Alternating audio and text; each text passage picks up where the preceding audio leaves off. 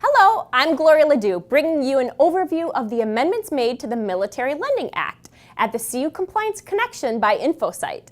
This presentation is going to provide you with an overview of the key changes made to the Military Lending Act that your credit union is going to need to consider and implement prior to the compliance effective date of October 3rd of 2016. So let's get started. The Department of Defense, or DOD, made changes to the Military Lending Act, or MLA, which became effective on October 1st of 2015. Don't panic. Credit unions have until October 3rd, 2016 to comply with the new requirements for most loans. The effective compliance date for credit cards, which is a new loan product covered under the rule, is October 3rd, 2017.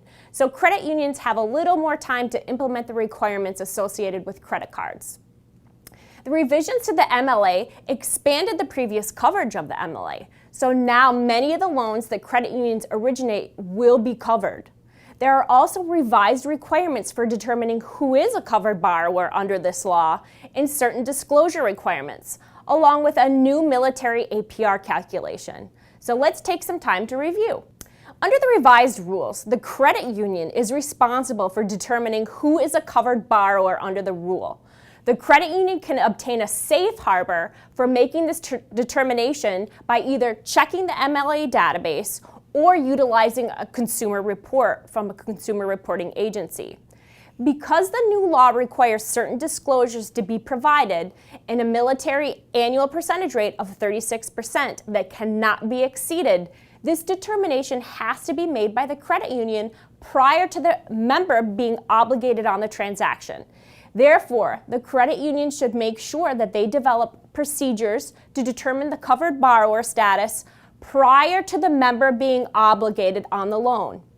Your lending or frontline staff will need to know either how to check the MLA database or how to identify the indicator on the credit report and noting their systems accordingly.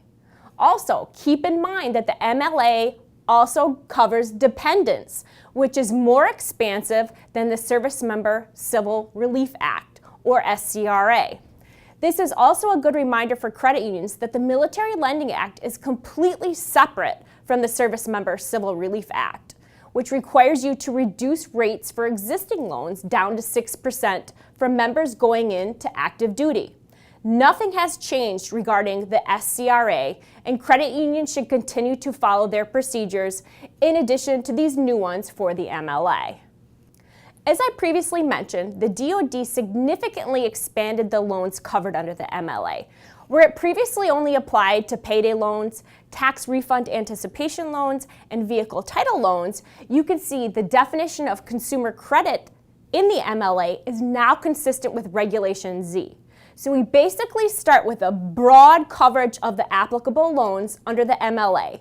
Then we're going to start carving away some exemptions. So here on this slide, you can see where we are able to eliminate loans that are not covered under the MLA. Mostly the excluded loans are those secured by an interest in a dwelling, or if the loan is for the direct purchase of a vehicle or personal property that is securing that loan. Credit unions not only need to be aware of the coverage of open-end and generally unsecured loans, but also loans that they refinance. The exclusions specifically indicate a loan intended to finance the purchase of a vehicle or personal property that will be securing the loan. A refinance would not meet that definition under the rules and would therefore be a covered transaction.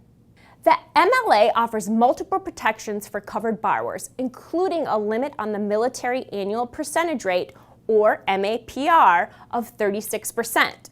This may seem high, but there are fees that need to be included in this calculation that are usually excluded under Regulation Z.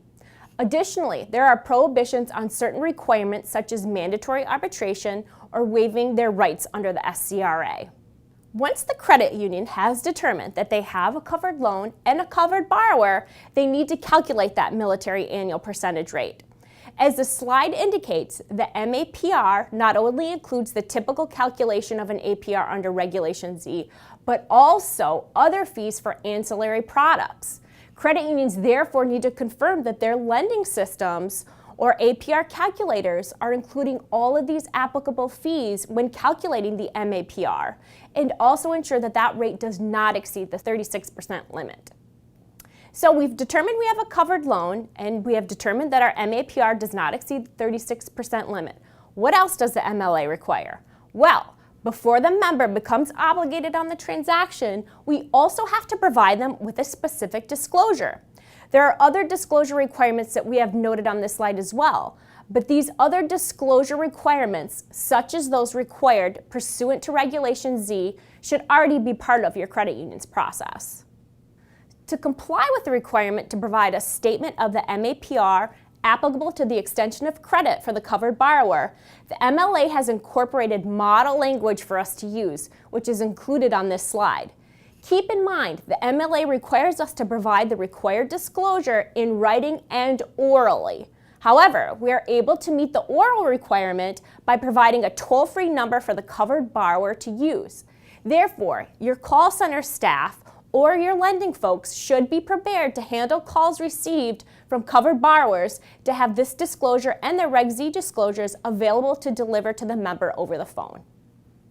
Last but certainly not least, there is a provision in the MLA that limits the security interest for a covered loan to funds deposited after the extension of credit in an account established in connection with that credit transaction. So this is significantly different than most of our processes now, where the Federal Credit Union Act and most state acts allow us the ability to have a security interest in share accounts. Therefore, most of our loan agreements contain very broad cross-collateralization language. So credit unions will want to amend the applicable security disclosure for these covered loans. Amending that language is going to be very important because the MLA also indicates that contracts that contain provisions that are prohibited or fail to comply with the MLA are considered void from inception. CUNA has been in active discussions with the Department of Defense to get further clarification on this portion of the rule, as well as further guidance on many aspects of the rule, including the calculation method of the military APR. Credit unions should stay tuned and be aware that there may be some additional clarification coming from the DOD at some point in the future, and hopefully well before October. Thank you for joining me at the CU Compliance Connection, and stay tuned for future broadcasts on issues that affect your credit union. We are here to help you at the CU Compliance Connection by InfoSite.